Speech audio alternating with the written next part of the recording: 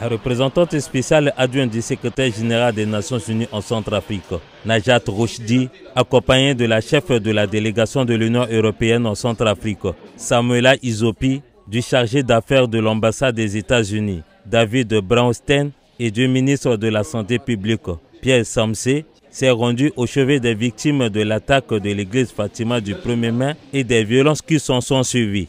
On a mobilisé tous les chirurgiens, tous les médecins qui sont rendus à l'hôpital communautaire où la plupart des cas graves étaient orientés, reçus et pris en charge. Et donc tous les cas qui sont reçus sont pris en charge de façon gratuite.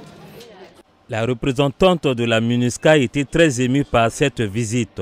C'était aussi très important d'essayer d'évaluer quels étaient les besoins et apporter non seulement des médicaments et aussi essayer de renforcer l'équipe médicale, mais aussi apporter aussi tout notre appui, notre compassion aux blessés et à leurs accompagnants. Les malades et les victimes ont exprimé effectivement des demandes, soit par rapport à des médicaments en particulier, soit par rapport à des espaces, et il a déjà été convenu que des réunions avec le personnel médical allaient avoir lieu de la part de tous ceux qui ont visité pour voir comment améliorer notre appui.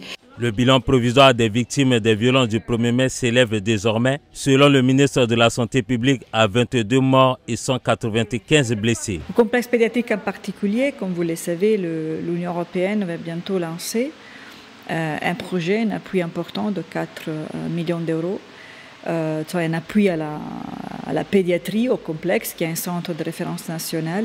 C'est aussi indirectement, si vous voulez, un appui aux nouvelles générations, pour offrir des soins gratuits et de qualité aux nouvelles générations.